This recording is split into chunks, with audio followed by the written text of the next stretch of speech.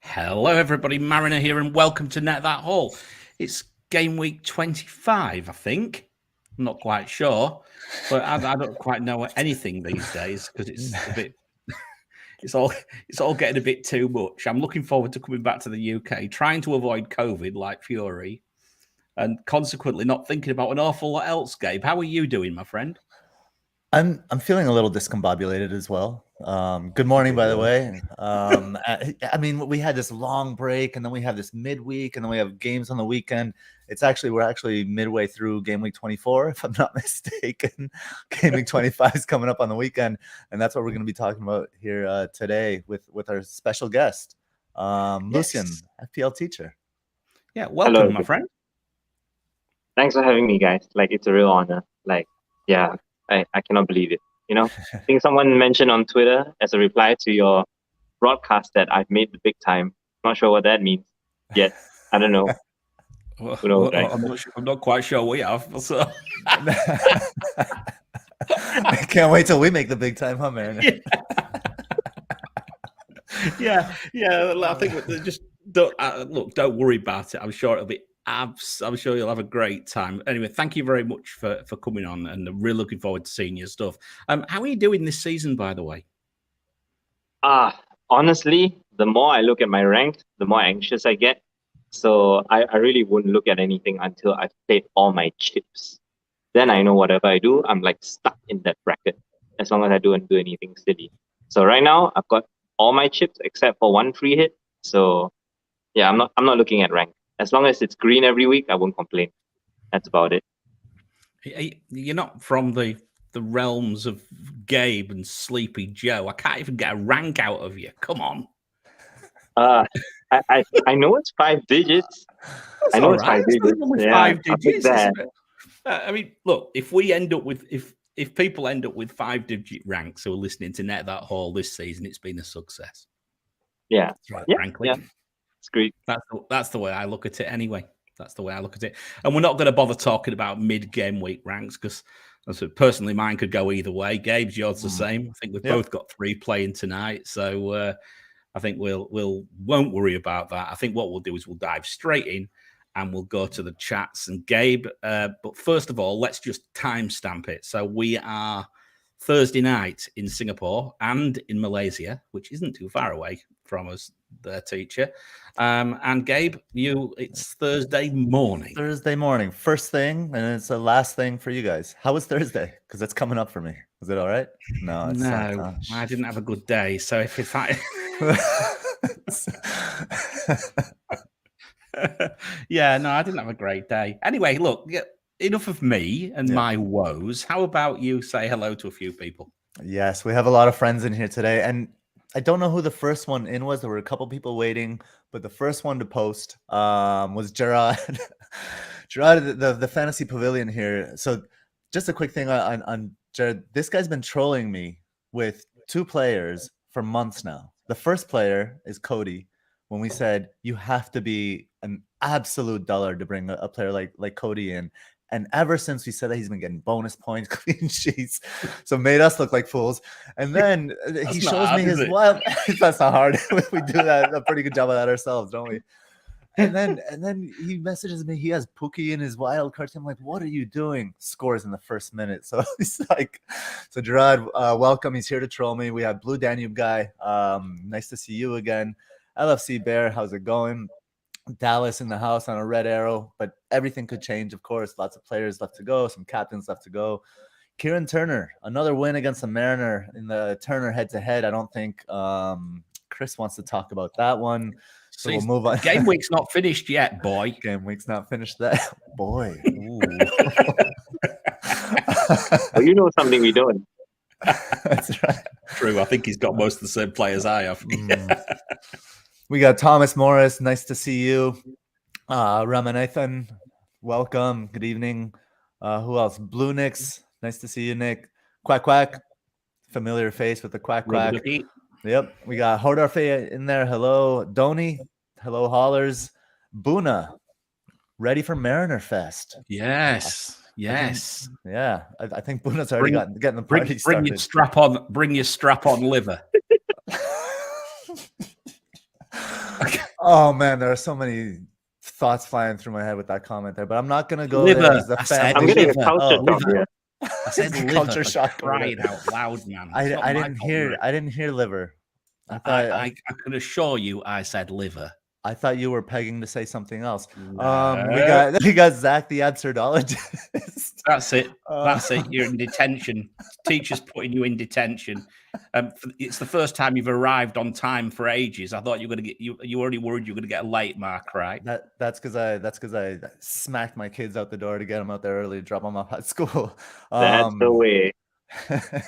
Benny Blanco in the house. Nice to see you, my friend. FPL Robbie, hello, and Mike Halpin, the Gooners, joining us as well. So welcome everybody. I've just realised that I'm in the UK again when it's that North versus South football match. So I might have to come along and stand on the sideline and shout abuse.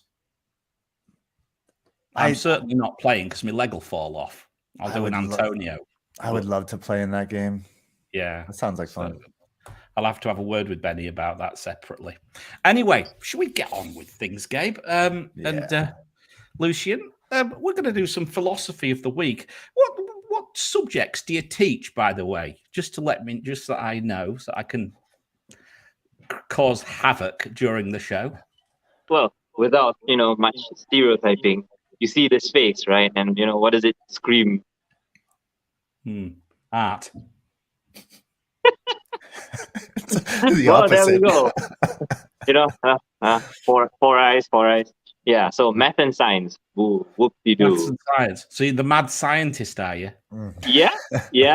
Like just this morning, I demonstrated Sir Isaac Newton's 3 laws of physics by literally dropping an Apple phone on somebody's head.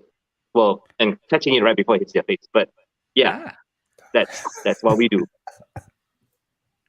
Excellent. The only way to get it right, you got to hit them in the face. We're going to have some fun tonight. All right, I'm going to have to get my head on and start thinking about what I can bring up about this. I think you should just go ahead and put your dunce cap on, Mariner. Sit in the corner. I don't even know I've worked 20 years in laboratories, mate. I know everything, probably what he's on about. Anyway, there we go. Let's crack on. Enough of me and this bullshit. Let's go. Right, what have we got? What have we got today? We've got some philosophy, so let's crack on. The guy's on the toilet, Gabe. It's always on the toilet. It's where we do our best thinking. I once wrote a paper in college about precisely what that guy's doing there. I got a pretty good grade on him too. So what's he doing? He's thinking about this, and this is the quote. We don't see the world as it is. We see the world as we are. And that's by Anais Nin. The reason this quote stood out to me this week is, again, I'll usually just like search through philosophers and that I know and finding quotes. And it's usually based on the conversations that I see on Twitter in the FPL community. And I see a lot of lament for things that are happening to us, right? And I just feel like a switch in perspective can kind of change that narrative. If we would see who we are in the face of these events and who we've been in the prelude, then I think we can learn more, or we can act more strategically around those events. So when something doesn't go right in FPL, we, instead of looking at injuries, COVID, rotation, anything like that, look at ourselves, look at our thought process. That's where the true answers are. That's where we're going to find the true answers. Okay. Well, what I do is I open the app, I look at the score, and I close the app. That's what I did this other night. And you yell at that's the way I cope with it. Or open the app, look at the score, close the app, do the Wordle, go back to sleep. Do the word. I can't believe you have that you have the app on your phone. That's amazing. That is amazing. I don't do the app. I despise it. Like, I need to use the browser version. Otherwise I won't be able to see like everything, Like, and I'm not doing Wordle. I'm not doing No, Wordle. we're not going there. We're not going there with Wordle. No. Yeah. There's so Although many there is a favorites of Wordle. although there is a Singaporean version apparently in Singlish now. That is absolutely hilarious. I'm gonna have to have a go at that for all our Singaporean listeners. I'm really gonna have to have a go at that one. I'm gonna really struggle for sure. But no, I like this philosophy. You know, we don't see the world as it is. We see the world as we are. Yeah. Struggling, I think, at this moment in time. I just feel that I went through a few weeks where I felt like everything was going my way, and sure as eggs are eggs, what's happened is it's turned again, and now it's going the other way. So now I've got to arrest it, and then hopefully try and then come back again. But yeah, just keep smiling, I think, and like you say, look at it from a perspective of, right, you brought Robertson in, Gabe. Why did you bring him in? What was the big reason why you brought Robertson in? The big reason I brought him in was to anticipate the template, and that template shift from Jota to Robertson. And we've seen this season that anticipating the template is the way, because when the template hits, it's pretty entrenched quite quickly. So the way to make gains, in my opinion, this season has been to try to anticipate the template. It's not without risk, of course, but that's why I brought him in. I've actually brought him in as well. I don't know if you knew. But I brought him in too because I looked at it and I thought my thinking was slightly different. I would have locked myself into not being able to bring Salah back till 26 if I'd have gone any other route than that. So I actually thought, right, what I'm doing is I'm going to play a bit of a gamble here and look at it and say, right, okay, I'm prepared to lose Jota for Salah if needed in 25. So that's roughly how I've played it. So slightly different, but I do see what you mean about templates. We'll get on to Robertson and things as we get into the show, because I think he's going to come up a couple of times actually. But anyway, what we're going to do now is we're going to try and get Lucian's stuff working on the screen. Now, just to let the haulers know what was going on. And for the last hour, there's been chaos in the Mariner household trying to put the slides together. The air was blue only half an hour ago when I was trying to sort it all out. But I think I've got it working. So, Lucian, you're going to talk a bit about Burnley and Manchester United, the game which was on. Was it last night? Yeah. Was it last night? I don't even know. I mean, look, I'm going to actually watch what you're doing because I've not seen any highlights. So instead of watching the highlights, I'm actually going to look at your graphics. Sure. I've seen nothing. I've been too busy feeding babies like you have. Yeah. Then you and I are the same. So there we go. Right. Let's have a go. So, all right, you'll just have to tell me when you want me to move on with respect to the slides, and I'll basically let you two eye test specialists do it because I'm a numbers man, as you know. So this is your section, boys. So here we go. Let's have a quick look at it. Right. So I'd actually like to start from Gabriel's philosophy, because when we see the world as we are, the next question to ask is actually, what are we? Right. So that was actually the follow-up question I was going to have for Chris. What are you, Chris? But no, don't answer that yet. Don't answer that yet, because that's not the point of this section, right? However, what I was thinking is that, like, we not only have to be pensive about our own personalities and tendencies, we also have to be objective about how we perceive teams in the league, such as Burnley, right? So, after, like, this morning, I asked Gabriel, what's your impression of Burnley, right? Not like all we know about Burnley is that they've got 4 games owing, and we know basically nothing about them. Like, nobody's that motivated to watch a Burnley game, right? I'm sure none of us caught the goalless draw between Burnley and Watford anyway. And so this is basically what we assume: 4-4-2, flat as you like, and that little red bar in the middle, right, is basically what Burnley set up to do. So, can I interject one quick second there, Sure. teacher? So for the podcast listeners, I just want to I'll kind of depict what we have on the screen. It's just the Burnley lineup in their defensive half. We have the the stereotypical Burnley as Lucian's mentioning here. And the small red bar is between the two lines of 4, just for the podcast listeners, so you can kind of envision that in your head. Now, as we do always say, that if you can, try to come back to the YouTube and check out the images, because a picture is worth a million words, I'd say. So go on. Yeah, well, in this case, the words have been spoken for many, many seasons now. And, well, like, what we really care about, right, prior to this game week has been a certain Ivorian's position, Maxwell Cornet, because some of us think that he can play as a number 9. Some of us think he's a second striker. Those have played Football Manager will know that he's been playing like left wing back and right wing back at Lyon. So, you have this unknown quantity, and Burnley do have this tendency to buy like one flair player together with 10 super solid guys, right? So this season, would you anticipate that Burnley would play the same way against teams when their backs are against the wall?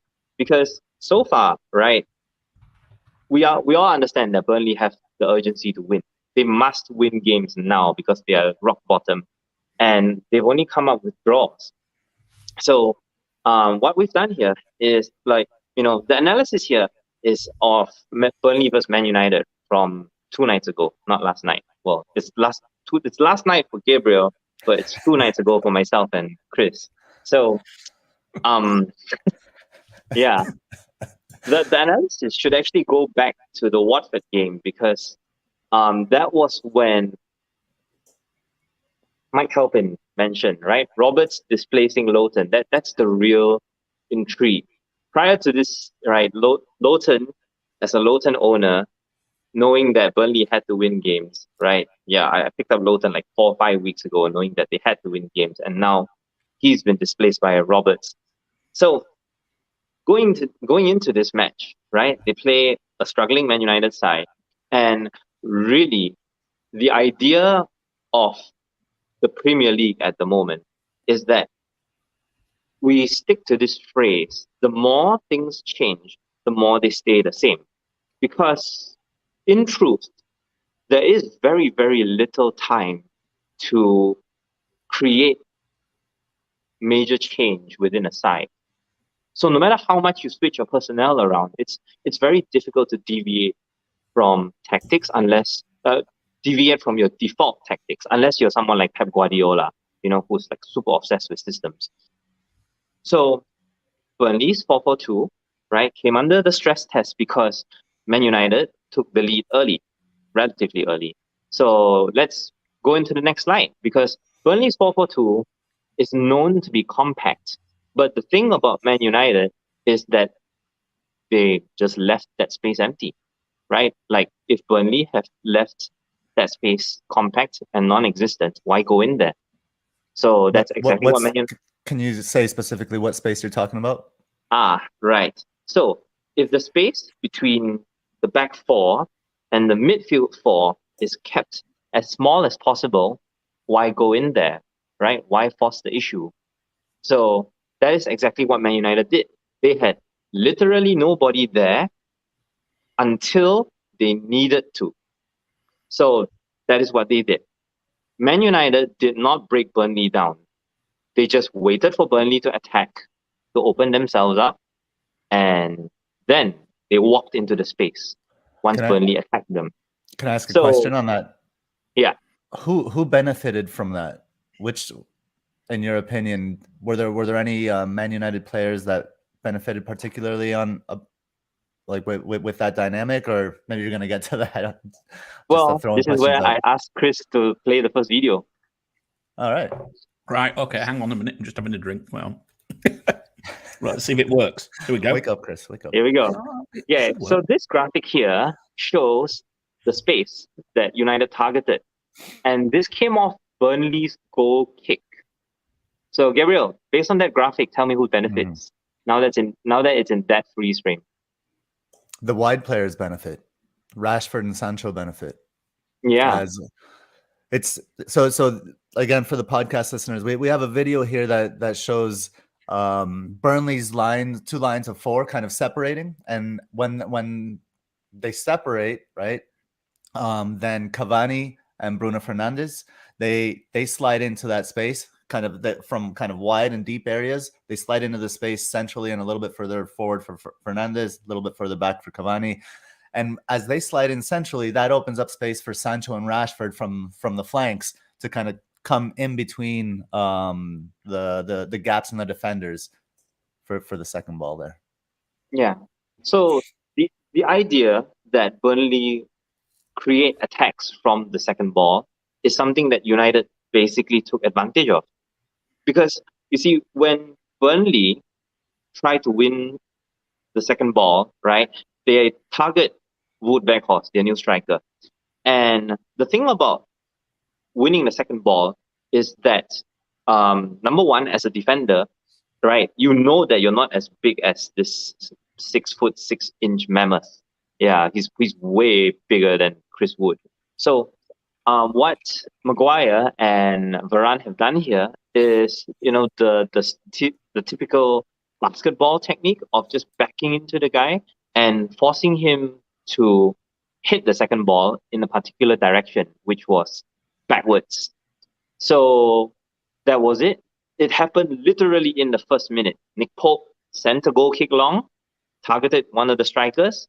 It went straight back into midfield, and Bruno Fernandes suddenly had the ball between defense and midfield with acres of space. So this basically happened for 20 minutes, and they had, I think, 2 goals disallowed, Mariner, for the highlights reel. Like, they had 2 goals disallowed, and they basically had a goal that came out of that. So this was the general pattern of play for the first 20 minutes, and you can imagine that it basically caused absolute chaos. So the question is, if you were somebody who watched this for the first time because you were a Man United fan, I'm sure plenty of Man United fans watched this Burnley game and they went, whoa, Burnley are bad, right? So maybe after half an hour after that disallowed goal, you switch off the TV, because I think, Bruno had that assist clocked off, which really pissed me off. So the question comes down to, is there any way back for Burnley, right? So what do you guys think? Is there a way back for Burnley? When you have a 4-4-2 that's tried and tested and fails so easily, not because your opposition breaks you down, but because you give it to them. Do you think Burnley reacts? Do you think, Mariner, question for you, does Burnley have a plan B? Not that I know of. That's what I thought as well. Yeah. No, I mean, not that I know of. I mean, we went through a stage last year where all of a sudden he threw his shackles off and went for it, didn't he? Much to your annoyance, Gabe. 1 week, but I mean, apart from that, it's all a little bit.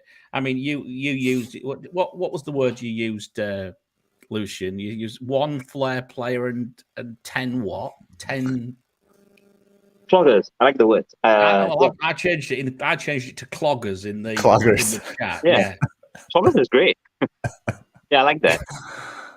But yeah, and 10 cloggers, and I think that's the way that's the way they are. I think they're set up to play, that way, and we know, but we also know, and you know what I say about Burnley on a cold Tuesday night.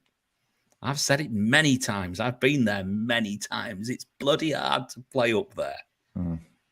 It's a tough place to go and get a result. Don't ever think it's easy. Mm. Yeah. So this happened for 20 minutes, and strange thing to say, Sean Dyche changed systems. Well, not exactly, not the whole system. He changed 1/2 of his system. So there was a can I say something really quickly here, because this is something that we don't talk about enough, is how teams adapt in games, and how systems don't have to change completely. There can be elements of a system that'll change, and that can highlight certain players even for fantasy purposes. And I think Lucian's going to talk about a player that was affected by a United player that was affected quite positively by this change in system. So we're trying to match the tactics to kind of FPL, right? And so that's kind of like I'm excited to talk about this player. I'd like to hear your thoughts on him. Should we move it forward? Do you want me to move forward one? Do you want me to move it forward yet? Yeah, let's. So this is the second one, is it? Yeah, so this was the second one. So besides Bruno exploiting it, once in a while the ball fell to Cavani. And so when Cavani was the playmaker, Bruno himself ran beyond the back line. So I think that's in the next video, not this one. Try that one. Yeah, that one.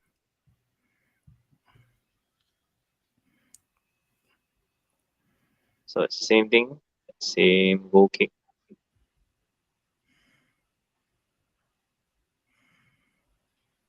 So it was a very simple game, really, for United. And so, Mariner, before you move on to the next clip, you can leave that on loop. I'd like to basically prelude the next clip with something that happened before the entire league started. Because the thing about the evolution of tactics, right, that numbers do not pick up, is that we always view numbers as an average of everything that happened over the course of 90 minutes. But what's happening now, especially in the last 2 seasons, is that managers have this tendency to have one flank in particular playing a certain way, usually being more offensive, and the second flank, the other flank, being extremely solid and conservative defensively. So I'm not sure how the numbers are going to pick up on that, because sometimes it happens for 90 minutes and it's obvious. And sometimes this thing with Burnley happens, because I think the last team you'd expect to change formation out of this 4-4-2 would be Burnley. So yes, let's go to the next clip. I think I'm just struggling with this a bit. Is this the one? No? Yeah, this is the one. So this is in the video. This is in the video because I want it to stay still. Do you guys notice who moved? Sure.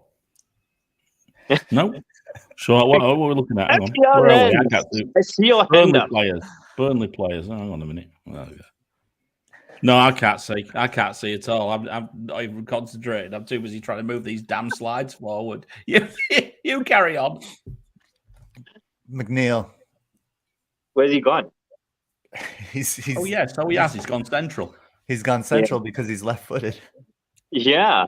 So that's the thing about this season, right? Like, we've had so many teams that have played left-footers on the right wing and right-footers on the left wing, and they just swap sides randomly. So this is what Dyche told McNeil to do. Whenever the goal kicks went long, McNeil basically crept into the center of the pitch just to make sure that Brownhill and Westwood weren't caught out of position. So he goes, let's keep the space and minimize the space between the lines. So for the podcasters, basically Brownhill and Westwood set in their positions, and now it is only McNeil that is up front behind Rodriguez and Weghorst.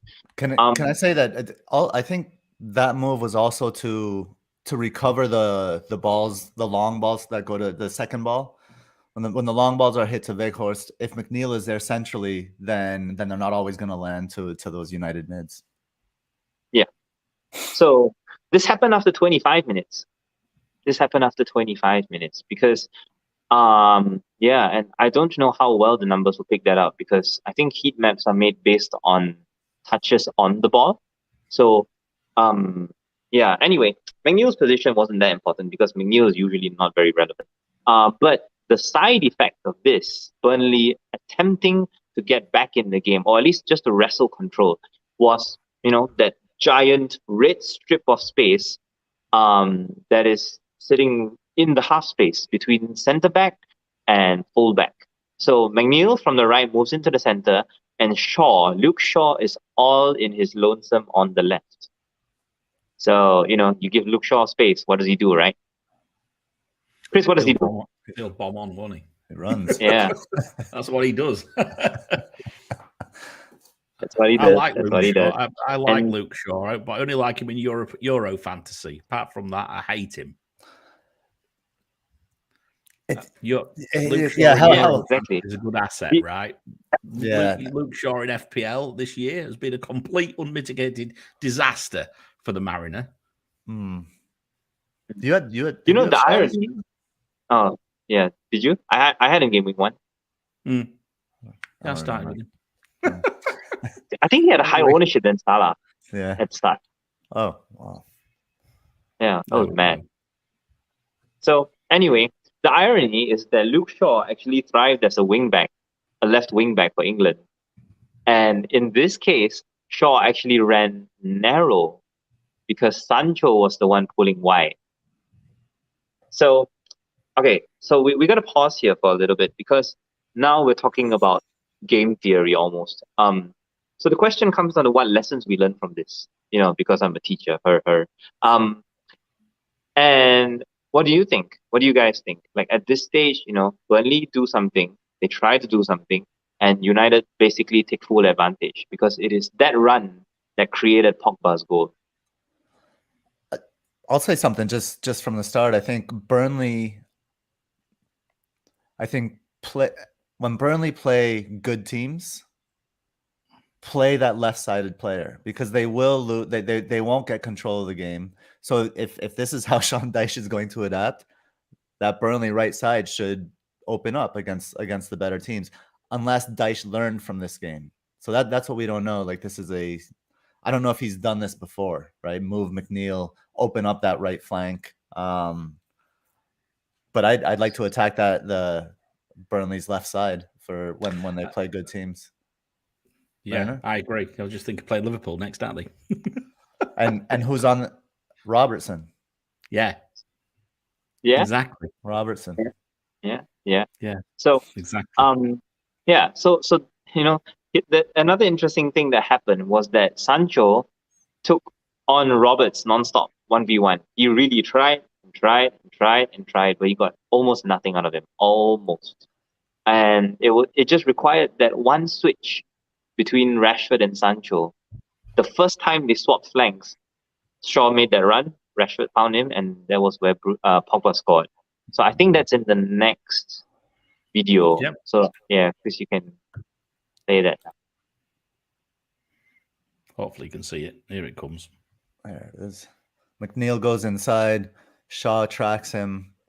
Maguire closes down Rodriguez. Rodriguez loses the ball. Fernandes gets in the space in the central. Shaw up the wing, left side of the box. Hits it back to Pogba. Pogba scores. There's the play-by-play. Yeah, that's the play-by-play. So, yeah. So at this stage, yeah, it really comes down to how you want to attack Burnley or how you want to invest in Burnley, because in this whole opening exchange, right? You notice that Maxwell Cornet has not been mentioned. I've not even moved this piece. I've just left him on the halfway line on that left flank on his lonesome. And it's a bit sad to say, right? Because I actually did a similar analysis for him against Watford. That's on a separate page. And Cornet was playing in Rodriguez's space. So the question comes down to, if you're looking at Maxwell Cornet potentially as a fourth or fifth midfielder, like, you'll have to deal with the fact that he will change positions randomly. He'll play the number 9 against Watford, and he'll play a left winger against Man United. It happens. And who knows, right? He might even shift to like wing back later on because he's done that before. So that's the danger of having a player that is just flexible in general. He is flagged, by the way. As he is. He's injured as well. That was due to cramp. He came off. He came off with cramp because it was cold, it was windy. The typical Turf Moor stuff. And yeah, he was substituted on the hour for left. I thought you were going to say he came off with frostbite because he never moved all match. He got stuck to the pitch. I had to chisel him out.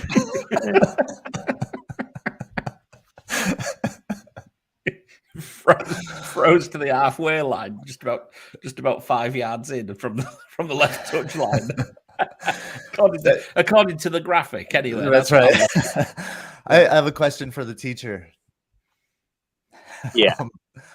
What do we learn anything about United from this game? Like so far, I'm taking a lot of lessons from Burnley and seeing how we can target Burnley moving forward. And I own Cornet, and I'll probably wanting to get rid of him. I might get rid of him for a hit. But what have we learned about United? Anything? Well, I was about to say, hit the next picture, but we'll pause there. Okay. So the thing about United is that, well, actually, I think we need to open this discussion up to a slightly bigger frame, because the thing about teams that are stacked with expensive players such as Man United is that they are expected to take the lead against inferior teams, and that's what they did here, right? Mhm. So really, if you're trying to analyze a favorite, the question you should really be asking is what happens after they take the lead, because that's really what you expect, right?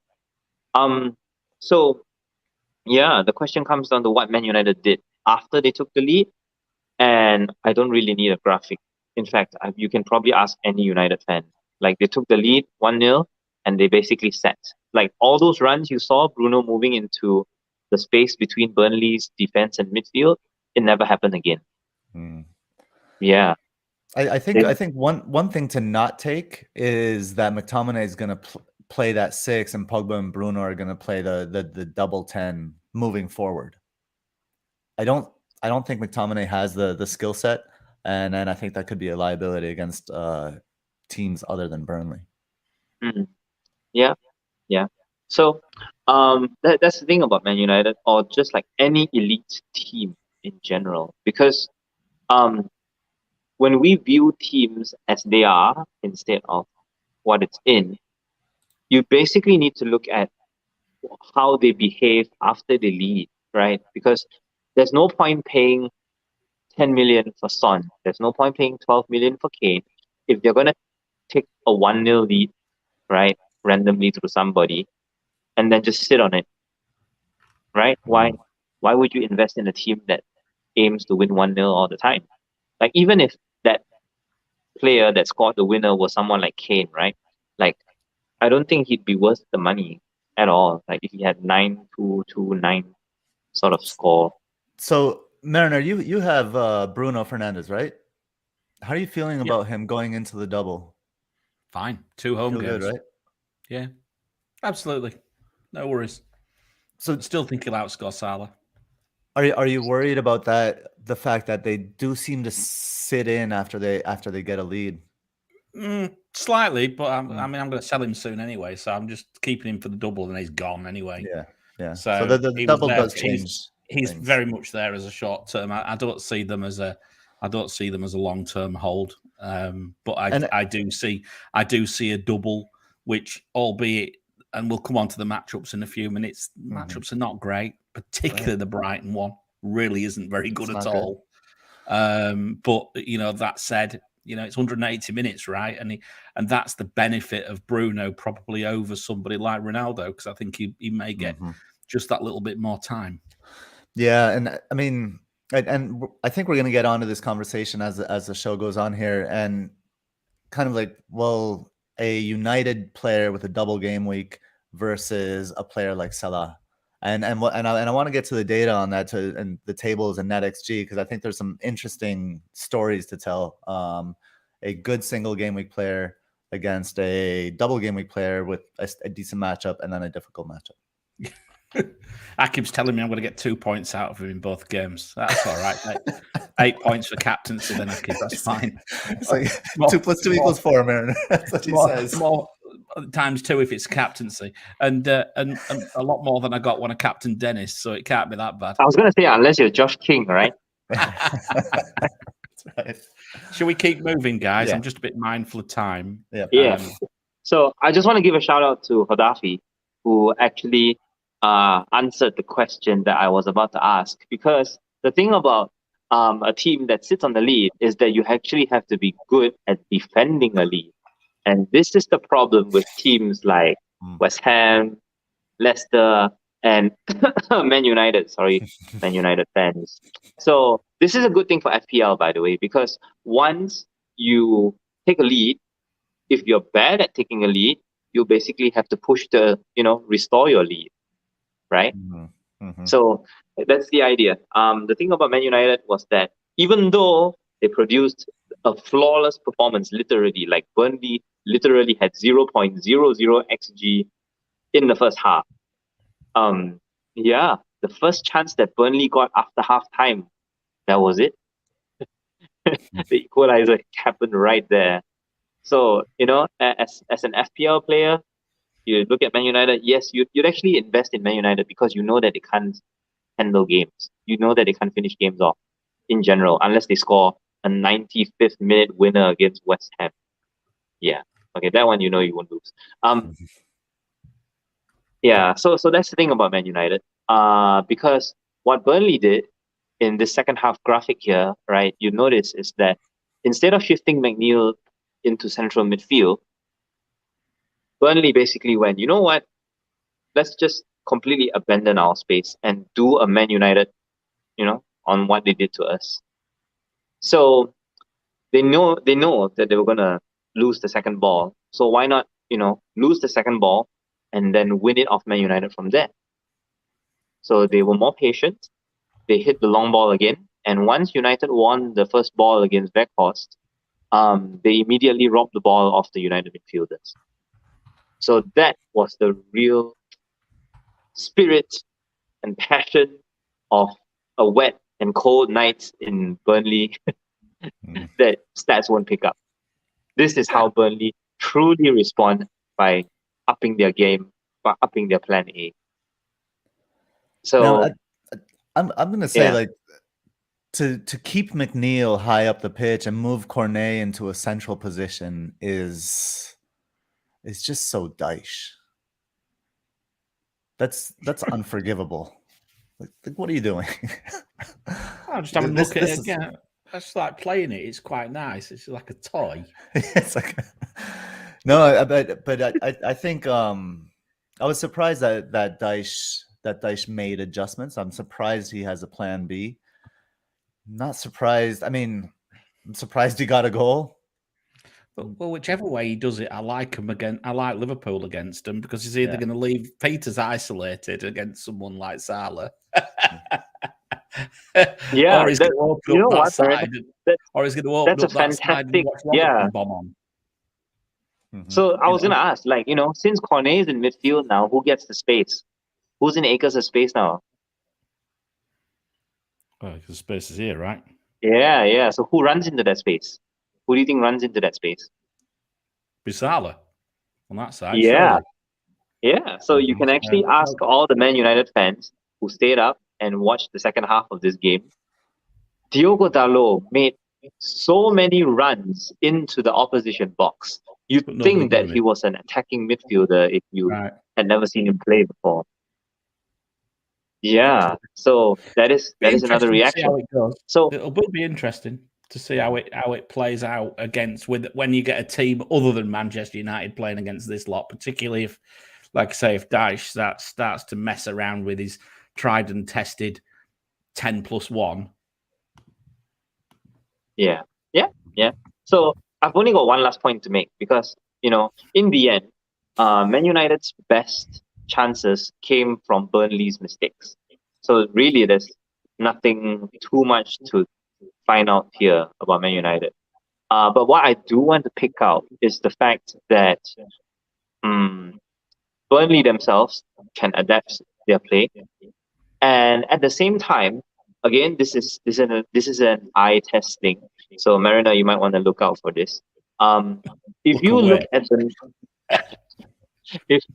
at numbers, you notice that Burnley usually after their substitutions they ramp up their crosses in the second half.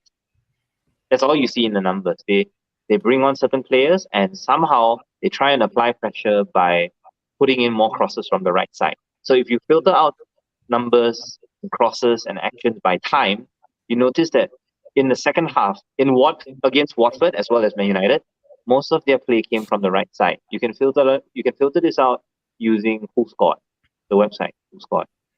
And even so we'd be inclined to think that, oh, Burnley's true plan B is to keep crossing from the right side. Let's buy the new right back, Connor Roberts, right? Since we don't know who their default right winger is.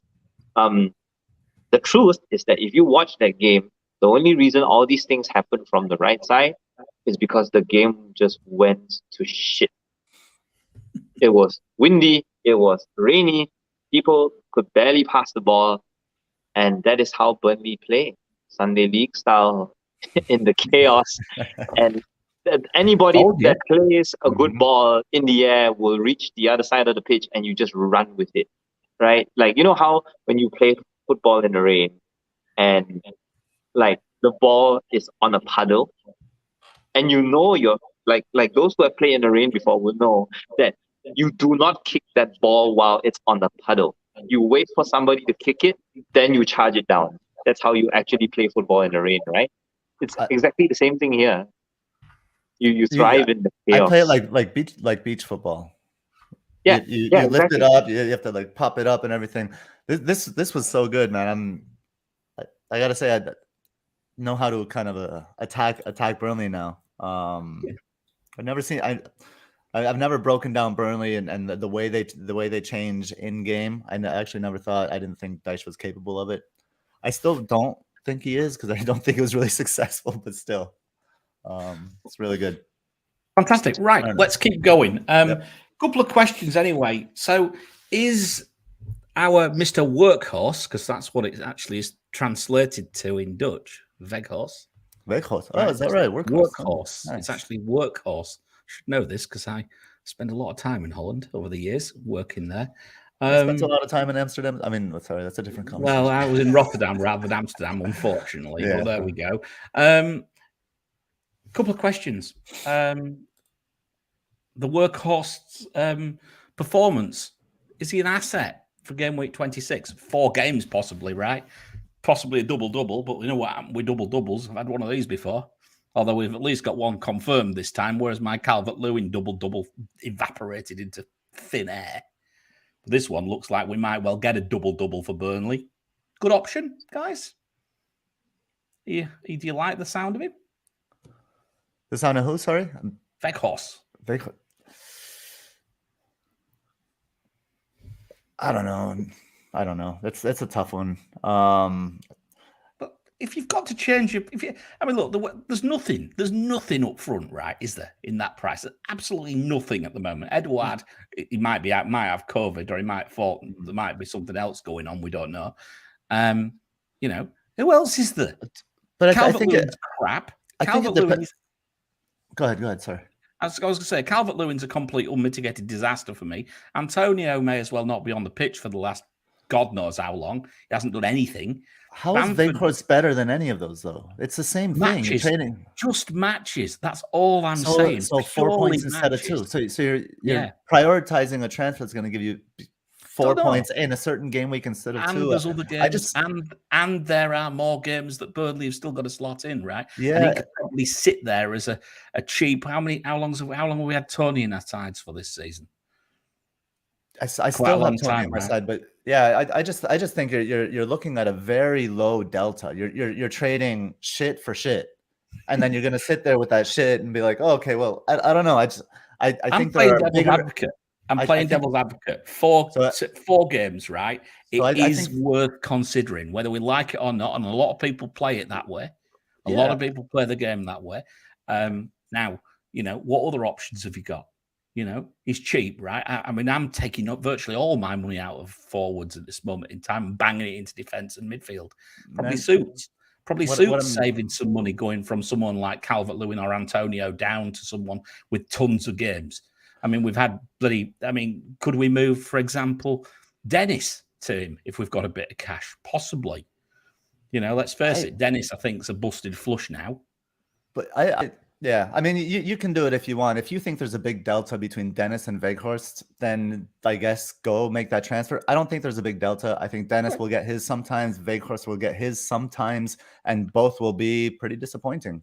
So to move from one disappointing asset to another one, just because you don't like the one you have, I think is a bit of a waste of transfer. Are you going to answer Akib's question, Eduardo or Veghorst? Neither. Neither. Well, No, all I'm gonna say is that I put up a Twitter thread on Veghorst and Cornet's roles for the team, as well as their strengths and weaknesses. I did this before the Man United game, so I mean, I think that's not changed in this game. So you can check that out. Yeah, we will. Well, anyway, we're going to get onto this this general conversation now anyway. And, you know, I'm playing a bit of devil's advocate because I know what's coming. I obviously know what's coming in this section because this is my bit on the numbers.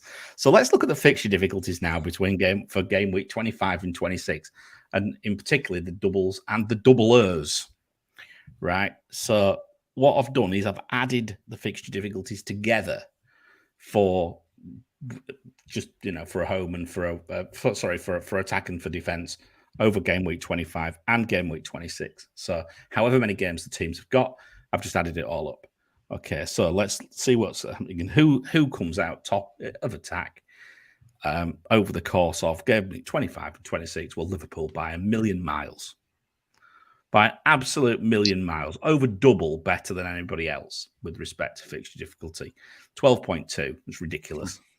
Then West Ham, 4.8. City, 3.9. Notice they're not doublers. Notice they are not double game week teams. Then you've got Spurs, Manchester United, Arsenal, Brighton. Spurs at 3. Manchester United, 2.5. Okay. And you're seeing all these going down. You get Arsenal 1.8. Everybody's been falling over themselves about Arsenal. Not so great matchup there, not so matchups there. And Brighton 1.3. Now, that's just a rough idea of who potentially we should be looking for to target for attack during the next couple of game weeks. Now, let's look at the other doublers who I haven't mentioned. Burnley, -7. -7. Right? Yeah. That's, I think, how many. We'll come on to the number of games in a second. I think it'd be 3 games, won't it, for Burnley? Wolves, -5.6. Sorry, mate. Poor teacher there. Was that a Wolves fan? Palace, -2. People talking about Palace as an attacking option, but they've got 2 away games and a home match against Chelsea. That's not particularly great. Watford, -1.5. Leeds, -1.6. Do you know what? I looked at this and I was thinking, I'm going to take. I was all lined up to take a few hits. I might not take as many hits as I thought after checking this out. That's my initial thought now. I may well not take as many hits, but saying that, my successes just recently have been taking a few chances rather than playing the safe game. The moment I go safe, then it tends to go wrong at this moment in time. When I go with the gut, it tends to pay off. So I don't always follow my own numbers as it is. Gabe, firstly, on attack, is there anything which stands out to you, or am I just, shall I say, cementing some of your thought process? Yep, you are. This is exactly what I wanted to see because yeah, and I've had this conversation on the side with some people on Twitter and stuff. People going kind of heavy on Man United assets, for example, and going heavy on the doublers. And we sometimes we forget the players that brought us success, and it's the Liverpool and City players, especially the Liverpool with those matchups. I think some people are even waiting on Salah because they want to go Man United in the double. I think that's a big mistake. I think Salah eclipses any doubles player. Salah with a single game week, even though it is away to Burnley, I think he's just a way better option. Yeah. Okay. And I'll cover defense, and I'll bring you in, Lucian. So defensively, look who's top of defense. Liverpool. 8.6. Attack over defense. Right. So Liverpool, attack over defense. Gabe and I both have the Trent and Robbo double up now. But my argument, Gabe, is it doesn't matter because they do both. And this is why I like the look of them both. Look at that. Look at that total. 20. The total. 20.8 for attack and defense if you add it together. And then think about players who are involved in both, who can possibly get returns in both. That it just jumps off the page. Yeah. Quite frankly, at this moment. To me, anyway. It just leaps off the page. Then you've got Arsenal. Defense over attack. I'm not quite sure about that, but I tell you what this is starting to do to me. It's starting to make me really get very concerned about game week 27 because I do like the look of that. I would really like to have an Arsenal defender in there, I think, and I'll show you that in a minute. Why? Brighton, 4.1 defense over attack. So, we'll talk about those in a second as well. Spurs, 3.3. City, 2.6. Then we've got the other doublers for defence, and here we go. Leeds, minus 8.1. Forget them. Burnley, minus 7. I know some people have done quite well out of Nick Pope just recently. I'm not quite sure whether they'll do very well out of him in the next few weeks. Wolves, minus 5.6. Watford, minus 2.9. Palace, minus 2. And if we go a little bit further out, and this is where, again, I know I've benefited from a free hit, right? I really benefited from that free hit back in 19. But looking at this, look at the swings. Chelsea, 10.2 between 27 and 29. Spurs, 9.3. Chelsea and Spurs go very green all of a sudden. So just keep an eye out of that, because this is, again, we're starting to see... I know a lot of people have been talking about wildcarding in 28 and things like that.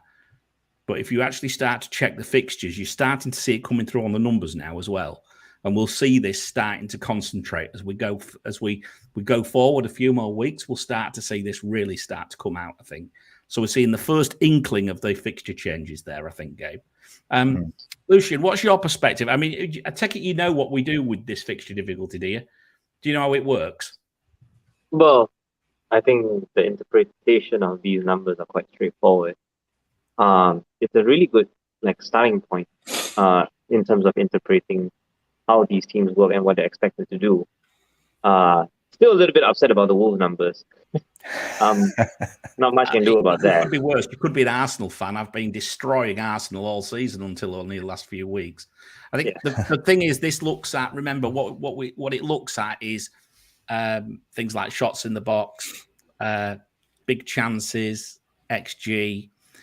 So you guys haven't been particularly very, should we say, very attacking, really, for quite a while this season. So it's not going to treat you particularly kindly. But defensively, the fixture difficulty does treat Wolves a lot better, normally. Yeah, normally. That is true. That is true. So, I mean, anyway, Wolves are kind of irrelevant now, even if you're interested in a game week 27 option. I'd actually like to talk more about 25 because I do find Brighton very underrated. Like, the thing about Brighton, especially, is that they're a team that behaves like an elite team without having elite players. So, I myself am invested in Cucurella as well as Trossard going into the next 5 fixtures or so, because, if you need somebody that will help you get the extra 3K green arrow, potentially, right? You're looking at somebody that you can have doubles for without any effort. You see, the thing is, right? In this stretch of games right now, we're all so focused on targeting the big doubles, like all the doubles in 26, right? Palace, Arsenal, Liverpool, right? We're all stressed over who our third Liverpool option is.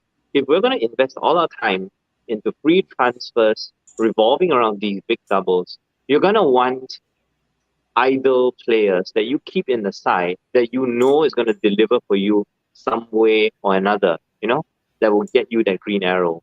People like Jared Bowen. And I just find that, Brighton double when everyone else doesn't. It's a bit awkward, right? Because they've had games that were cancelled out in some really awkward times. So that's where I find the real underrated strength is, because they've held Chelsea 1-1, and they took City to the wire for quite a while, and they've held Spurs, and things like that. Like they could have actually beaten Spurs in the FA Cup game. I watched that game. So really, like let Brighton be for a bit, and when they explode, that everyone's going to be talking about Trossard again eventually. Yeah. So those are my thoughts. On the wildcard idea, are we going to speak about that later? Should I say Yeah, that? we can cover the wildcard a little bit later. I think we should just stick on to 25 and 26 for now. I think whilst you were talking about Brighton, I took the opportune moment to move the slide over because I want to show you the actual matchups for 25 for Brighton. And you can see there that Brighton away at Watford is a very positive matchup with respect to attack at 1.6, a good matchup at 1.6, and also a reasonable matchup for defence at 1.1. So that's quite juicy. And then you look at 25 defence, 25 the double game week, and you see obviously Brighton's attack starts to struggle at -0.9, but the defence actually is very neutral. So that says it could be a tough game. And then you look at 26, and Brighton have a fabulous defensive matchup against Burnley, 3.2. I am seriously considering a Brighton asset in defence and go with a single game weeker in 26, because to me, I see potentially 2 clean sheets there. Yeah, that's a fair point. Out of the next 3. Which one interests you, Mariner? Cucurella. Yeah, the long wavy hair. Yeah. It's the long wavy hair. Yeah, it's like the Grand National. I always say when I back horses on the Grand National, I always back the grey because I can always see him. So it's like when you're a horse race, you always back the grey horse. I always like Cucurella and like players like Saint Maximin. You can spot them because of their haircuts. Have you watched him? Have you watched him run with the ball? He's a good player. I really like him. Yeah, I've just got to look. I've got to do a little bit of surgery with my team to achieve it because it's hilarious because his hair is so long and it's so light, right? That because he's a Barcelona graduate, he has this habit of doing an elastical or like this sort of flip-flap motion where he like goes left and then he feints to the right before he moves the ball forward, and his hair just like bounces around like some handbag. It's really funny to watch. I love it. You see that's because of the rondos that they do. They do so many rondos at La Masia, and then that's a rondo trick, right? You send the guy the other way. But that's Brighton, right? And then there's another one I've highlighted further up, so I'm doing it in the wrong order because obviously we were talking about Brighton anyway. Look at Arsenal's defensive matchups in game week 26. That's why I am extremely concerned now that I'm all of a sudden starting to miss the boat here a little bit, because that free hit looks now like something that would be very, very tasty to have, because of course Arsenal's fixtures are pretty good beyond 27 as well. So there, look, 2.9s, very positive defensive matchup against Brentford and Wolves. Sorry, mate, but you guys away from home are not particularly. You're last against some teams. I always joke that you're last on match of the day. If you know what that means. You made the teacher cried. It's okay. It's about time. I've been waiting 33 years to get back at teachers. There we go. I've now got you wait for Pedro Neto. You wait for Pedro Neto to come back. Then I've got the opportunity. Yeah, he's a good player. I like him. He's good. Liverpool are just solid all the way through. You can see why you need 3 Liverpool. Enough said. We don't need to go. It's just which 3, right? It's just which 3. Manchester City again, solid single game week. Has nothing to worry about. Spurs double, not great. Look at their matchups. 0.3. This is, I've already seen some people talking about Kane for 26 in the chat. 0.3 against Manchester City. So that's not so. Suggests that Spurs aren't terrible, right? But then away at Burnley, just +1. So it looks to me that they're okay. They're not great. Okay, but if you were looking at Spurs over this period, you'd go defense over attack. If you were looking at those numbers, over that period. I'm just saying about that period. So now, in the chat, FPL Dallas was asking, he has Ronaldo and his plan is to go to Kane for 26. What do you think of that plan? Is he better to reinvest elsewhere? Is Kane good for 26? Oh, it doesn't like it. The matchups don't like it.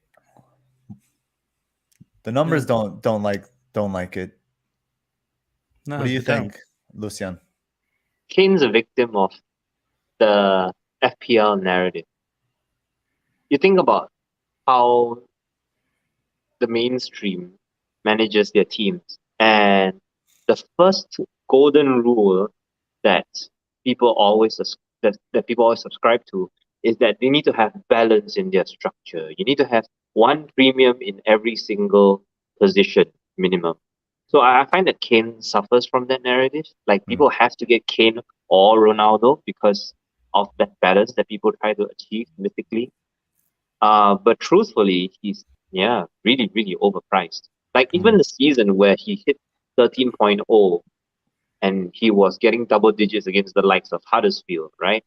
Like, those are really bad goals. But that's what he is, right? He just tries and tries and tries, and he eventually gets a goal and an assist out of nowhere. So the question is whether you foresee that happening against City and Burnley. Because what I noticed about Conte is that he tailors his tactics according to opposition. Like, I think against Man City, he played 4 central midfielders or something like that just to clock City in the center.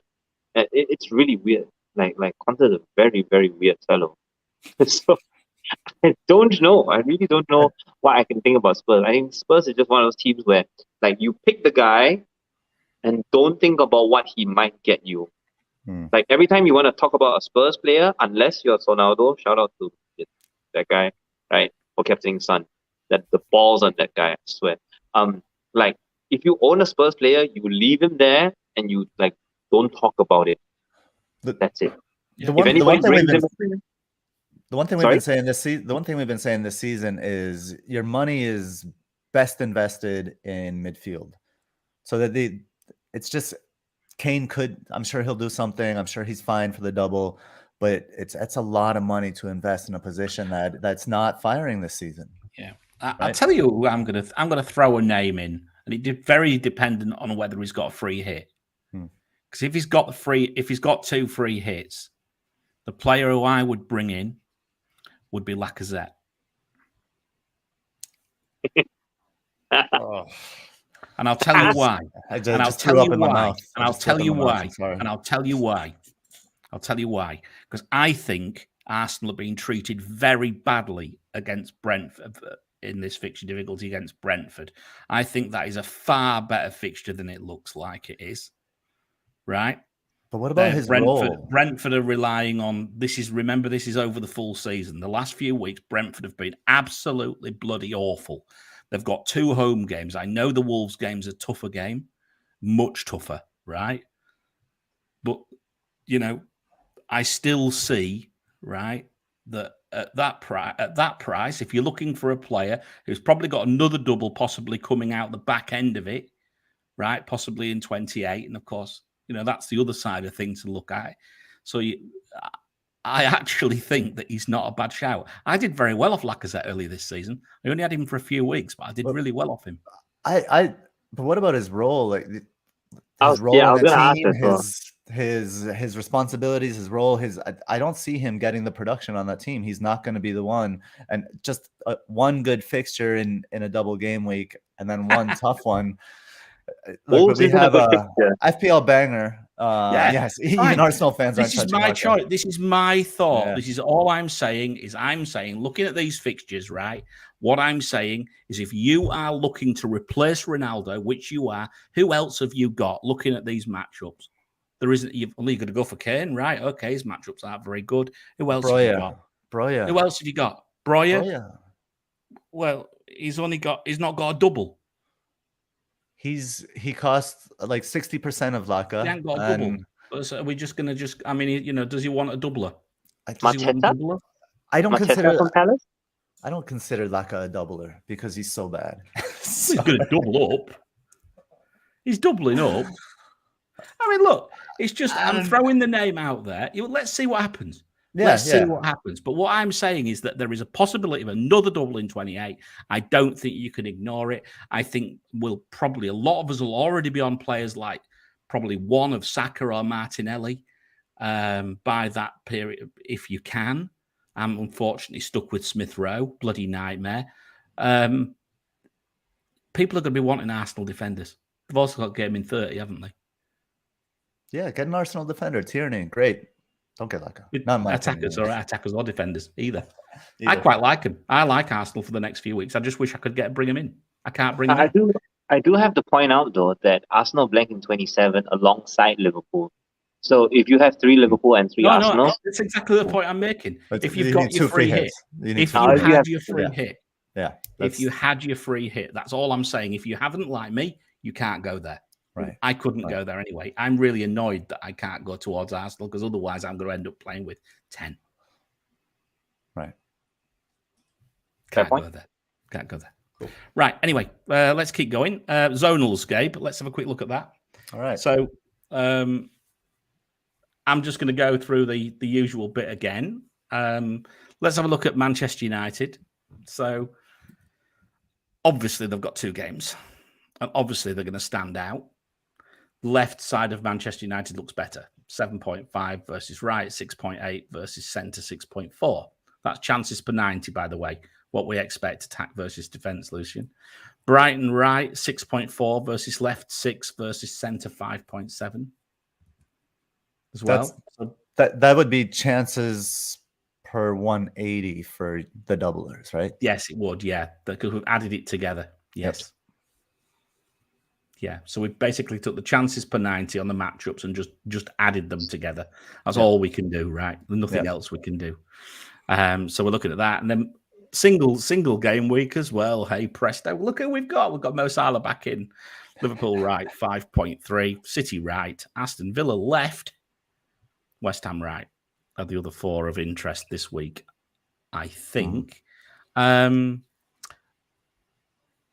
26, then I think we just open it up, throw it open for just general chit-chat. Well, Liverpool, 8.9. Right. Centre, 8.1. Left, 8. Arsenal, 8. Centre. There we go. Positive matchup for down the centre for Arsenal there.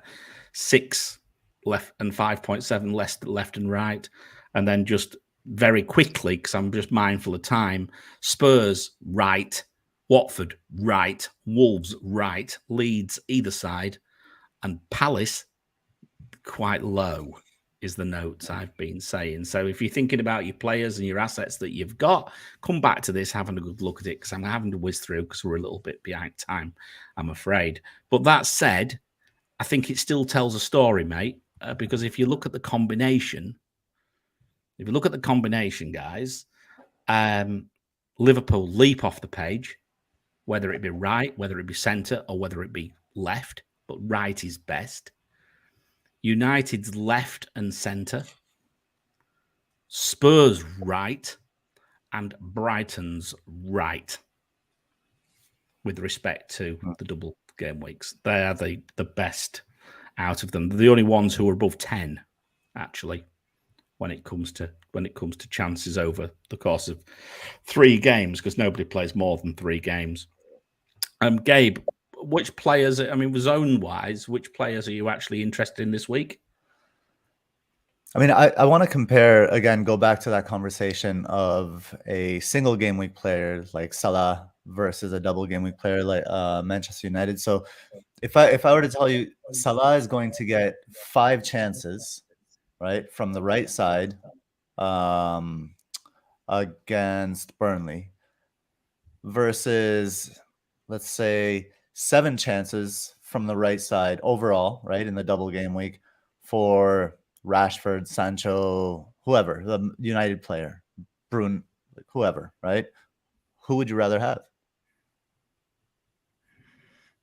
Both, probably. That's why I've gone that route. Mm-hmm.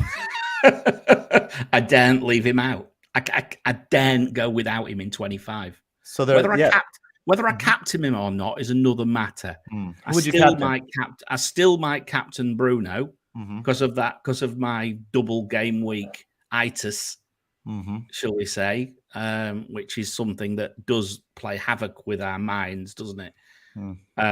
When you get a double game week, but to own him is in maybe, you know, and I put a poll out, interesting. I don't know if you saw it on Twitter earlier in the week. And I said, do you own Salah now? Are you bringing him in for 24, 25 or 26? And it would be more than 50% of Twitter would be bringing him back in by 25.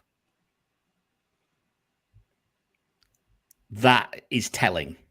And I think there are people that have to choose, right? That have to. Some people are thinking maybe a little hokey cokey, bring Bruno in for the double, and then go Bruno to Salah.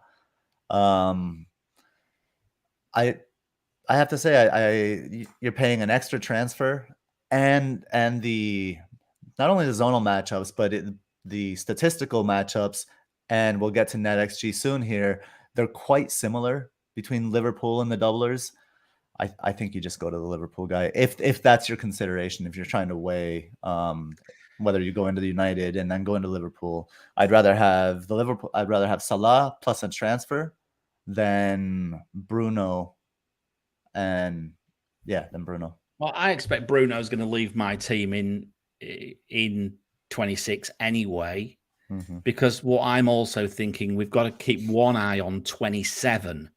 Because obviously Liverpool blank then. So we need captaincy options for 27. And that's why I think, and I understand why FPL Dallas is thinking about Kane, because he is a captain option against Leeds in 27. I would go for Son, my route, for that same reason. Not that I think he's any better. I just think for flexibility purposes for my team at this moment in time, to get Salah back in, I had to sacrifice Kane over Son. Had to do it. You have a question, Lucian? Lucian, coming to you. What's your perspective of the matchups and things with respect to the zones? Is something which we're very proud of at That Haul is the zonal matchups. It's something that we're really quite. It's fairly unique at what we do. Yeah, it is. Because I did want to ask about. Usually I'd question the drawing of the zones, but I don't think that warrants a conversation here. I'm more curious about people who own Man City players, because I think that is quite commonplace right now. Like, it's easy to drop Bernardo, it's easy to drop Foden, but KDB plays Norwich in 25. And the 4 chances here, no matter which, do you guys believe that a player can potentially create chances from both flanks and not just one? Or do we assume that one player is tied to one flank only? Because I think City blurs the lines. I agree. It's basically split in thirds, as you can imagine, obviously, for obvious reasons. Left third, middle third, right third. But we've often brought this up that Rafinha, it doesn't matter which side, if he's got... If Leeds are green on either side, Rafinha tends to find his way across to the opposite flank to exploit the weaknesses. So, yeah, I think you could argue that a player who is, shall we say, in a very free role could. I think what you then do, and this is something I'd like to try and explore, is you then look at how much involvement do they have, and then you start looking at the number of chances. And then the involvement, and then start to work out actually in real terms, could you start predicting the big chances, for example, or something like that on the back of this, and how many involvements they actually have? It's difficult to say because, of course, there's so many variables, right? We're talking about just predictions. But yeah, you're absolutely right. You could argue that KDB could pop up anywhere. He could also pop up on the bench. Yeah. Yeah, I mean, I asked this because I own KDB and Bruno. So I'm under pressure to turn KDB into Salah. But it just doesn't seem right. I think that's Mariner's famous Mariner saying, that is squeaky bum time. If you do that, because it could pay off. I mean, you are setting yourself up for 26. So if you've got no other, you have to look at it really and say, look, ultimately you're bringing him in, right? I think you've got to start looking at the predicted Manchester City teams. There's a number of things on Twitter, right, where there's, I think, Anna and a few others, they try to predict Pep's thoughts, and they're not too bad at it, actually, are they? They're not too bad at it. I'm just waiting for Rockstar to get his guitar out and say, KDB needs a rest, right? Oh, no. You can just see it coming.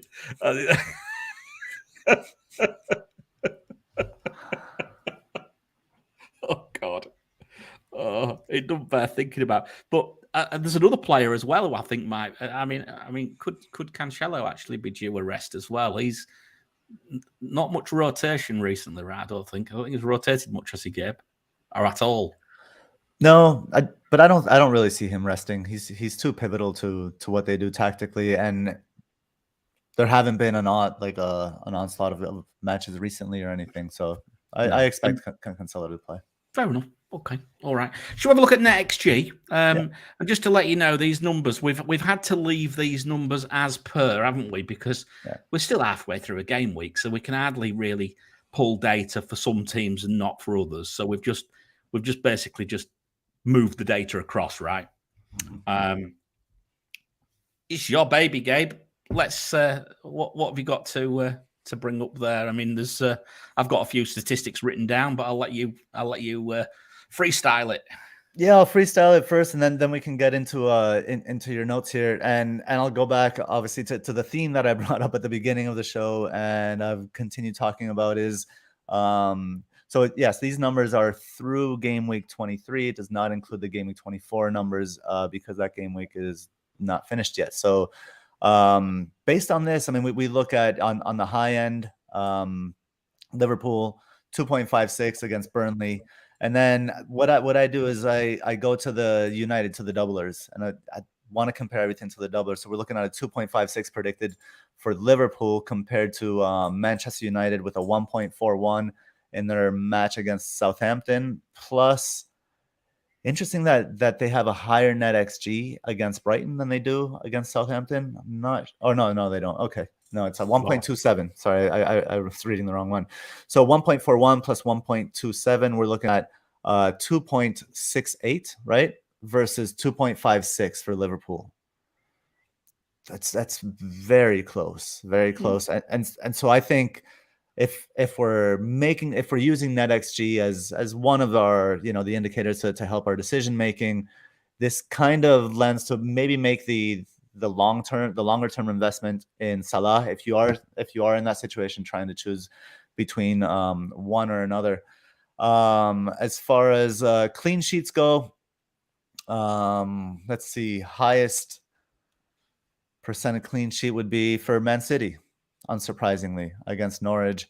But what surprises me, here's a surprise for clean sheet percentage, and just for those of you kind of looking at this graphic, remember to judge the clean sheet percentage, you just go to the 0 goals and then attribute that to the opposition. So if Palace have a 37% chance of 0 goals against Brentford have a 37% chance of a clean sheet. That's really surprising, just under the Man City one. And I think we can attribute this to, and we've been talking about this for much of the season, Mariner, is Palace's away form. Right. Yep. But I have every a feeling time. Every time. But I think that's changing. That unconfirmed. I have nothing to back that up. It's just a sense in watching them. You may be right. I mean, we're probably getting to a point where when we find the time, we might need to change the range of the numbers we look at. I think we can. I think we can possibly change the numbers a little bit. We do it from time to time, don't we? We look at it and we go, right, we're just going to change the range which we look at slightly. But yeah, I mean, look, I'm just going to give you the data. So wait, just really quickly, one last observation, really quickly, is there are a lot of teams with a pretty high percent chance of 3 or more goals. Damn it! I was going to say. Okay, I still. I should say pretty high chance, but 23, 29, 27. huge. 1 in 3, 1 in 4. It's huge. We've seen better numbers than that this season. Much for better. 3 or more. For 3 or more. Well, you got to look at teams that have high percentages. It's Everton, Leicester, and West Ham. The one that leaps off the page to me is City. Yeah, for But obvious reasons. that's unsurprising though. But imagine That leaps like off. owning a Bowen or a Gray or a Madison. That's like underrated. Gray. Oh, sorry, not Gray. Gray's injured. Get rid of him. Yeah. Yeah, But But so you mentioned Bowen, and Dread in the chat was saying, try to find. I think he was saying something about Bowen. With Leicester as leaky as they are, I would have thought Bowen would be a great captaincy choice for 25. So look, 27% chance of 3 or more goals. A good matchup on the right side.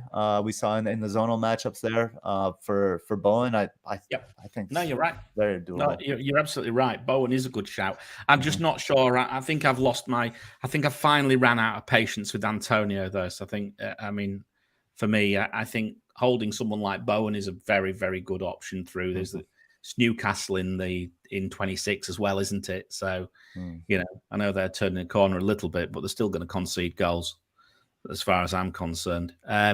Just these quick numbers, and then we'll better keep going here, because United have got 28% chance of 2 goals or more against Southampton, 21% for 3.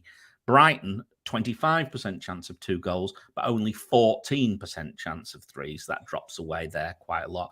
United have a 29% clean sheet chance against Southampton, 30 against Brighton. Whereas Brighton, 27% chance for 2 or more against Watford, 19% for 2, I should say. Watford for 19% for 3 or more. 22% against United for 2 and 10% for 3.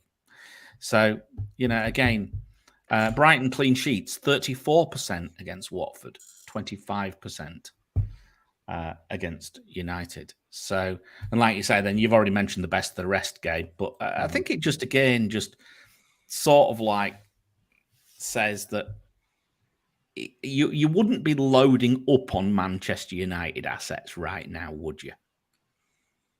Not loading up, no. I agree. I'd more likely bring a Brighton player in.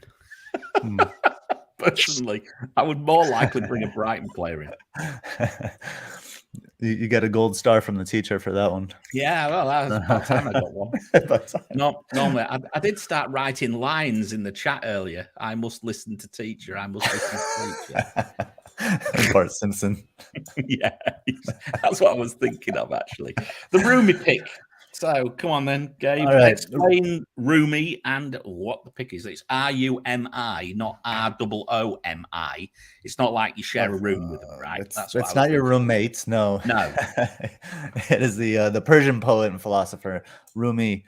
Only from the heart can you touch the sky. Basically, then the Rumi pick this week is Marcus Rashford. And the reason I've chose Marcus Rashford is I've barely been able to see any of the action this midweek. I caught maybe 10 minutes of that United game. And in talking to Lucian, I found out that the 10 minutes I caught were the 10 minutes right after he switched to the left side. And I saw Rashford driving into gaps with the ball, doing like step overs and rollovers in the box, beating defenders. He looked really motivated. And that's what I'm harnessing this week with the Rumi pick is I think Rashford has lit a fire in his heart, and I think he's going to be starting to step up. I just like the energy with which he played in the last match, and I think he's going to build on that. The double helps. Obviously, I've spent the whole show saying don't get fooled by the double game weekers. Go for the Liverpool players, and now the Rumi pick. I like to switch things around. So yeah, and his ownership is so incredibly low. I think as a short-term kind of rank gain, I think Marcus Rashford could be a great pick this week. What do you guys think? Well, I was just trying to find the silence tumbleweed clip to blow across the screen. So I can't believe you've spent the entire game. I was sat here the entire game, the entire show, slagging off Manchester United. Now you've picked it. Now you've picked one. I like paradoxes, Mariner. My concern is the ceiling of Marcus Rashford because I I cannot recall Rashford grabbing a double-digit haul. I really cannot. It's either like a goal with barely anything, or like an assist for winning a penalty or something. Like when he used to be on penalties, he was really good.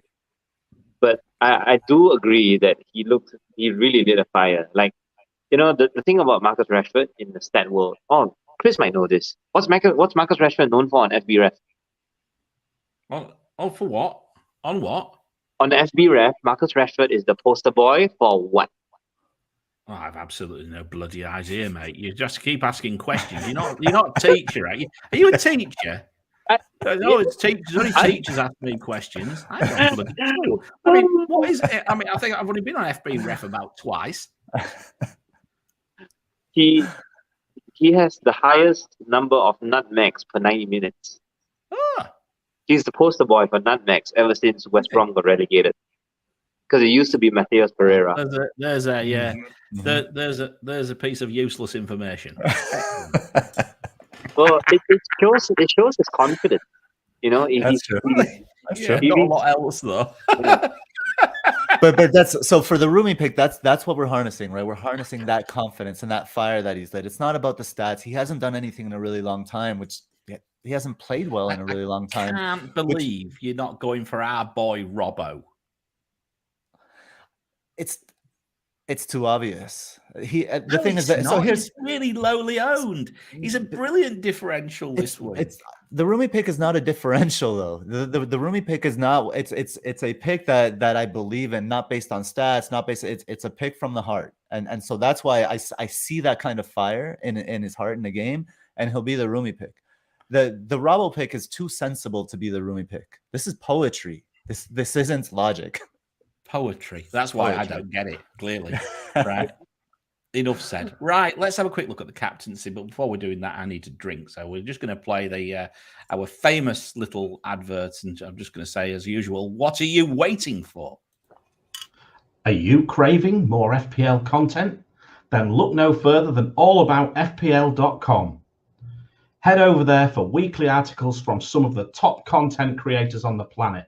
So what are you waiting for? Head over to allaboutfpl.com, the website for all your FPL needs. He's done a runner. I saw him run off on the screen in the background. He's laid back. He thinks he's here. He comes. Nobody noticed. Don't worry. Nobody noticed the fact you weren't there. You were going to drink. I was going to drink. Hey, detention. You did tell him to bring a sense of humor. So I did. There it is. It's fine. Absolutely fine. Right, let's have a quick look at the captaincy. And of course, we don't know what's happening with the captaincy, but we do know that the captaincy metric went for Jota. So let's see what happens later. So, but remember, KDB was very close second, wasn't he? So hopefully the metric's not going to trip itself up this week. But should say last week, not this week, actually. So let's have a look and see who is top of the metric this week. I don't think I'm not quite sure whether it'll be a surprise or not, but let's have a quick look anyway.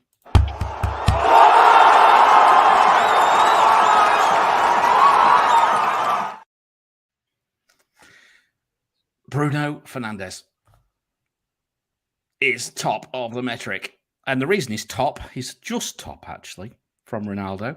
But the reason he's top is because he is a midfielder and he gets an extra point. He gets extra points, right? Clean sheets and everything else. And that makes the slight difference in the metric. Neither of them are particular. It's 104. It's not a bad It's not a bad metric. But you're waving your hand at me, Gabe. 156% chance for a goal or assist with respect to Hub. 68% chance for clean sheet over the two games. The midfielder edges it, and also the expected minutes and edges Bruno above Ronaldo, for what I'm saying here. Now, you're probably going to say, why has Salah got a rotation risk of 40%? He's got it because that's what it says. Yeah. But I knew you were going to say that, and I'm going to tell you where he would drop in, and he would drop in right on top of Kevin De Bruyne. So it's tight. It's tight. It's tight. De Bruyne, Salah, Ronaldo, Bruno. Yeah. Yeah, it's tight. Definitely tight. So, but yeah, that's where he'd pop in. And I think the issue is that the way the metric works is because it's looking at the last few games as to whether they've been playing or not. Now, we obviously know why Salah was. I think this week you could probably see that as that rotation risk probably there, but by next week it's probably gone. So, or by this game week coming up, it's probably gone. So I left it as it is because I knew you'd want it. You'd want it clarifying. Yeah. You know, the other thing I would say is look at his expected goals and assists against De Bruyne, right? And this is off hub, 84 for Salah against 126 for De Bruyne. So there is this doubt about minutes, I think, in there. I think there is that doubt, even for game week 25. You know, are they going to get the game won and then they're going to bring him off? You know, it's possible. It is possible. Cancelo and Trent sit there quite happily as reasonable options. Probably not for this week, but they aren't the worst options in the world. Yeah, but in real terms, you're looking at the two Manchester United assets, and then you're looking at KDB or Salah. I want to bring up one point, and then I want to hand it over to Lucian to see what he thinks about these options. Look at the Rumi pick. Rashford sliding in right underneath Bowen. If we take the rotation out, now that a player has left the United building, Rashford jumps up probably to Trent level, maybe. I can tell you where he jumps. I can tell you where he jumps up to. I'll just move it off the screen and I'll have a look. Okay. 1 second. Because we said Bowen could be an interesting captaincy shout. He's got a great matchup. If he is, then I'm really liking the Rumi pick all of a sudden. Might even bring him in for a hit, Mariner. No, it comes to 92. Rashford jumps to 92? Goes to 92, yeah. So that's right under Cancelo. Yeah. That's not bad. Yeah, it jumps to 92 if that's the case. And Salah's, to let you know, Salah's just very slightly behind De Bruyne. Okay. 96. Yeah, very slightly behind him. But yeah, I just think, look, I'm not overthinking it. I think I'm going to go with KDB. With Bruno, and I'm losing my mind. It's getting late here. And I'll own Salah, and he will be 100% vice captain. Okay. What do you see in here, Lucian? So difficult, right? I mean, because the whole purpose of captaincy is for the haul. And how you predict the haul, right? I think that was the biggest thing that I'm looking for in these numbers. Like, it's really awkward, right? To look for something, like, to find the perfect storm to claim captaincy is a really difficult thing because, like, you have to approach captaincy with the mentality of whether you want to attack good fixtures or whether you want to defend because you think the double game week is a trap. So a good example is in game week 24, I captained KDB, even though a lot of people captain Dennis and whatever. So I do feel that 25 is worth attacking rather than defending against, even with Salah's presence. So these numbers are great. Like, it confirms that, you should own a combination of Bruno, KDB, Cancelo, TA, and Salah/Jota. But yeah, I just feel that between them, as long as you pick one of them, you won't go wrong. I just feel that, like, recency bias dictates that we are so scarred by the Bruno 21-point haul, right, for his last double game week, that we're so worried that it happens again. I think that's the biggest issue. So really, like, just do whatever you can to assume that it won't. Realistically, even if Bruno does get something, you'd be happy with 12 over 2 games. I think that's reasonable, right? An assist each. No, I wouldn't be happy with that at all. I'd want 3 returns. Thank you very much. I think I would take 3. I think 2's okay, but I think realistically, you'd like to think that there's going to get a third one. He does play for United. Yeah, there's interesting chats. There's some interesting bits and bobs in the chat, and people saying that Nehal saying Norwich, not such a pushover these days, but it's Manchester City. KDB, if he's on the pitch, I can't see anything other than another KDB return. Can you? Generally, he's safe. I think KDB is safe. But I like teacher's comments here on looking at the captaincy metric, and the more players you have on your team that are in the captaincy metric that are in the list, the better. So almost look at it as like, well, these are kind of players to target in general from a squad construction. It's not the first time I've done. I've picked players up on the basis of that, right? But yeah, I mean, obviously, there's lots of variables in there. Form, rotation, how many minutes we think they're going to play the next game.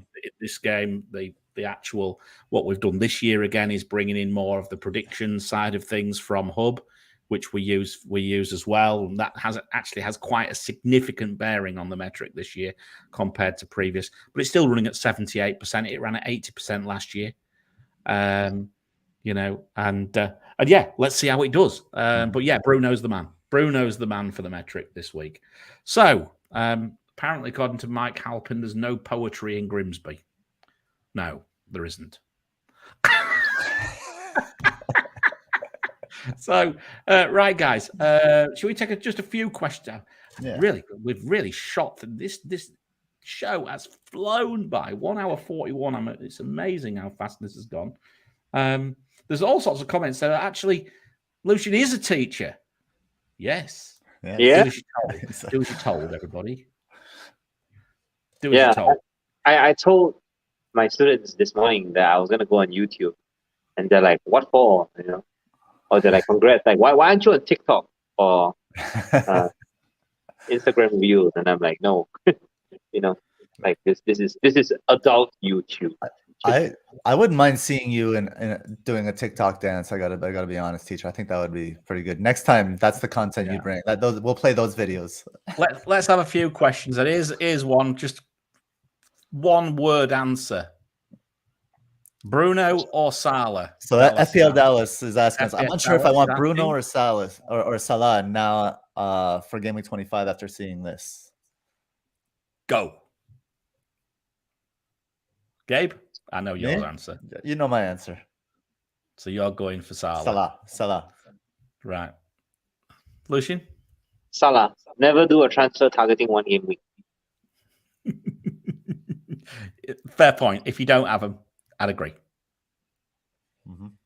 Yep. Fair point. That's a reasonable one. Isn't it? I think we've spun him off into. I think he's gone into. I think poor old FPL Dallas has gone into meltdown. What?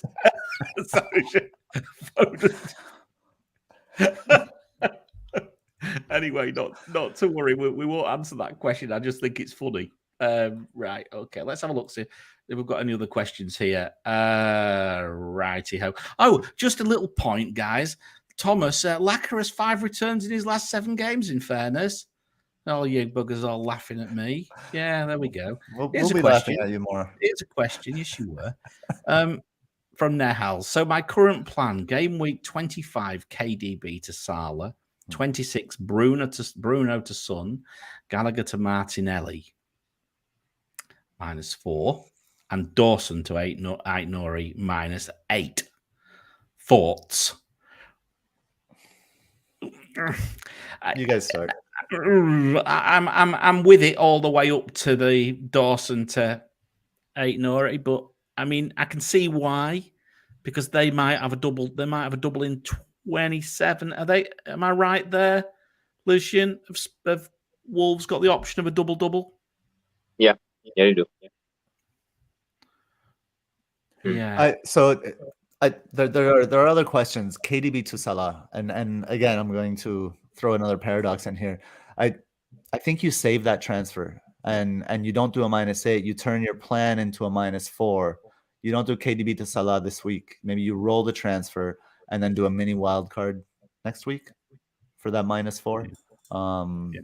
It's one reason why I went in with 2 transfers into this week. I really needed those 2 transfers this week. I'm probably going to use them. I am going to use them this week, and then I'm probably going into a hitathon for a few weeks again. I've been a bit quiet for a while on hits, but I think I'll start again next week. Okay, what other questions have we got? Anything else kicking around, boys? Go to the bottom. Yeah, smash that like button. Thank you very much if you haven't already done it. How is my newborn? Hungry and loud. Is that a good answer? How's your newborn, Lucian? Hungry and loud? Yeah, I'm expecting to see her at 4 a.m. later. That's when I usually before the game. This is a nice, interesting question. Rate in order. I'm not quite sure what of.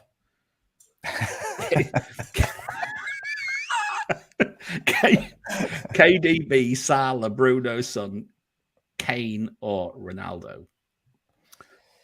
Are we talking overall? We're talking 25? What should we say? Which assets would we want to own for the next 5 game weeks? How about that?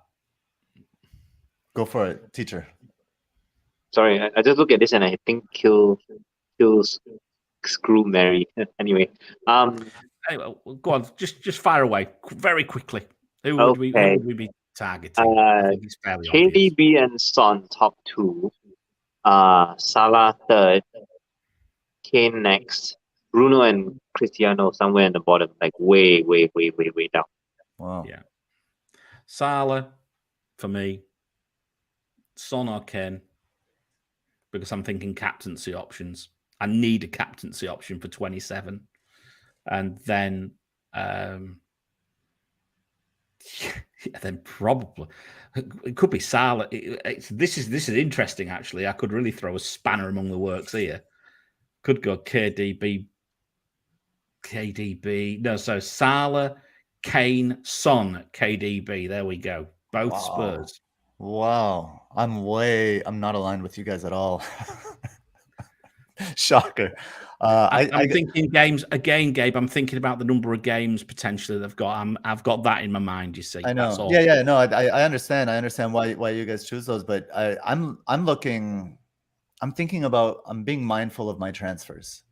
I want my transfers to have big impact, and I want some flexibility there. So I'm looking more long term, and I say Salah top, easy.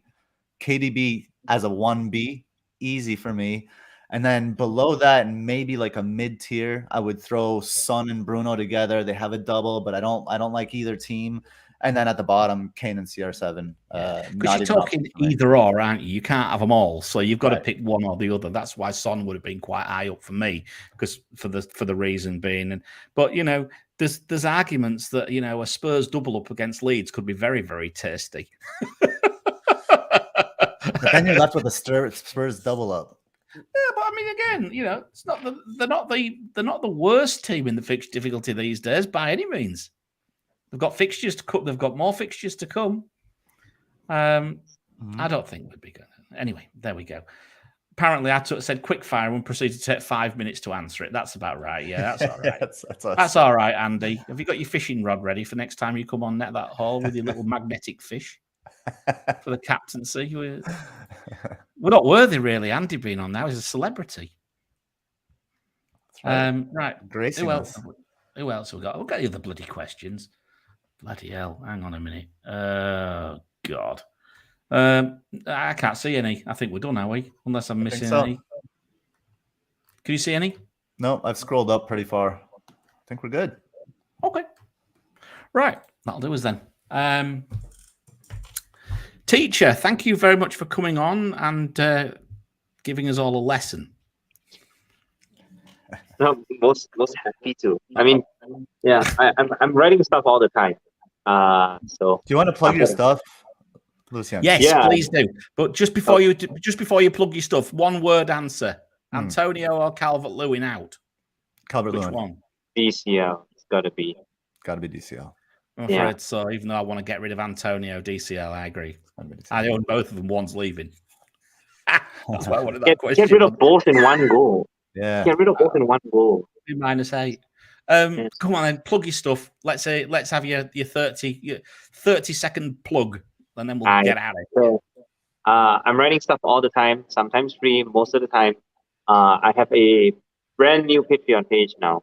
It's on my Twitter profile. And the stuff that you see today, the full-blown version of it is going to be there. It's 20% FPL, 80% real tactic stuff. I'm sort of aiming to be similar quality to Athletic. So that's about it. So hopefully you guys subscribe to the lowest tier and see how much you like it first. No problem. There's a couple more questions, but we're saying, you forgot my question. You forgot my question. Is Andy? Is Ronaldo and De Gea enough for the double? More than enough. Unless you want a Brighton defender. Here we go. Cucurello or Dallo. I'd say Cucurella. Yeah. I've got skin in the game for Cucurella, so yeah. You got skin in the game. Heck. I own it. Yeah. Mm-hmm. And what software are you using? It's which one for, Naif? Are you talking about the platform itself, or are you talking about teachers stuff? If you're talking about teacher stuff, what do you use, mate? Because I've never seen that. What software do you use for doing all your graphics? Honestly, I just downloaded like 5 different tactical board softwares at once. I'm just fiddling with all of them like once in a while. Yeah. Okay. So I don't even remember the name of it. And can you put your link for the Patreon in the chat? You're more than welcome Yes, to. we'll do that right now. Yeah, perfect. All right then, guys. I think that'll do us. If you've not hit the like button now, smash it, please. We do appreciate it. I hope you've enjoyed our guest, Lucian. It's been very good to have you on, mate. And he's taught us a lot. He's certainly he's probably the guest who's made me the most uncomfortable.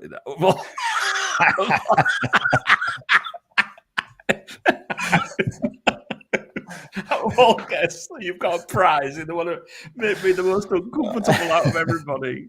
At the moment it's a teacher, I get all nervous. I'm used to sitting at the back of the room.